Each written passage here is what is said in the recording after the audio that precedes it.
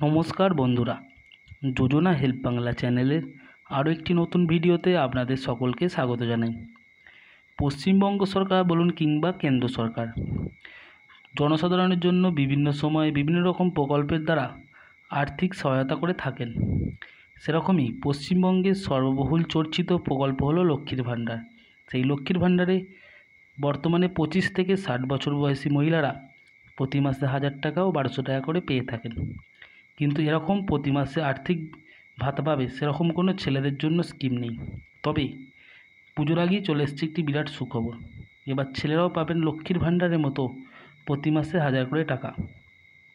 বর্তমানে এটি রাজ্য সরকারের চালু নতুন একটি প্রকল্প, যেটাতে আপনি আবেদন করলে আপনিও প্রতি মাসে 1000 টাকা করে পেয়ে যেতে পারেন। তো কীভাবে আবেদন করবেন, ডকুমেন্টস কী কী লাগবে, কারা কারাই বা আবেদন করতে পারবেন, এই সংক্রান্ত বিস্তারিত জেনে নিন আজকের এই ভিডিও থেকে। তাই ভিডিওটি স্কিপ না করে প্রথম থেকে শেষ পর্যন্ত দেখুন। আর চ্যানেলে নতুন হলে অবশ্যই চ্যানেলটি সাবস্ক্রাইব করে নেবেন। লক্ষ্মীর ভাণ্ডার অতীত, এবার পুরুষরাও মাসে মাসে পাবেন 1000 করে টাকা। তো চলুন কীভাবে পাবেন তার একটা বিস্তারিত বিবরণ জেনে নিন। 13 থেকে শুরু করে 83 রাজ্যের সকল নাগরিকদের জন্য কোনো না কোনো প্রকল্প চালু করেছে পশ্চিমবঙ্গ সরকার। এর মধ্যে বহু প্রকল্পে আবার মাসে মাসে ভাতা দেওয়া হয়। এমনই একটি স্কিমের নাম হলো লক্ষ্মীর ভাণ্ডার। এই স্কিমের অধীন সাধারণ শ্রেণীর মহিলারা মাসিক 1000 টাকা, তপশিলি জাতি উপজাতি শ্রেণীর মহিলারা মাসিক 1200 টাকা করে পেয়ে থাকেন। আজ যদি এই প্রকল্প নয় বরং রাজ্য সরকারের আরও একটি নতুন প্রকল্প নিয়ে আপনাদেরকে বিস্তারিত জানাবো। মাসে মাসে 1000 টাকা করে দেবে সরকার। ভারত হলো কৃষিপ্রধান দেশ। এদেশের বহু মানুষের পেশা হলো কৃষিকাজ। পশ্চিমবঙ্গের বহু মানুষ কৃষিকাজের সঙ্গে যুক্ত।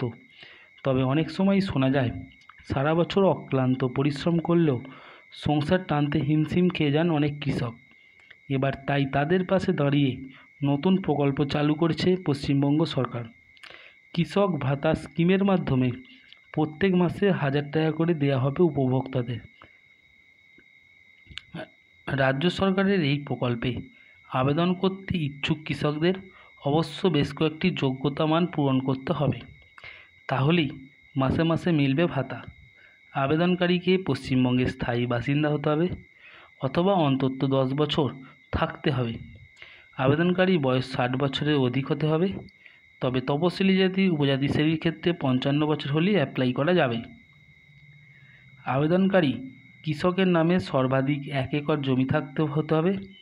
ভূমিহীন খেমায়ুর হলেও এই স্কিমে আবেদন করা যাবে। কেন্দ্র অথবা রাজ্য সরকারের তরফ থেকে আগেই যদি কোনো ভাতা পেয়ে থাকেন তাহলে এই প্রকল্পে আবেদন করা যাবে না। জানা যাচ্ছে রাজ্য সরকারের এই স্কিমে মূলত অফলাইনে আবেদন করা হয়।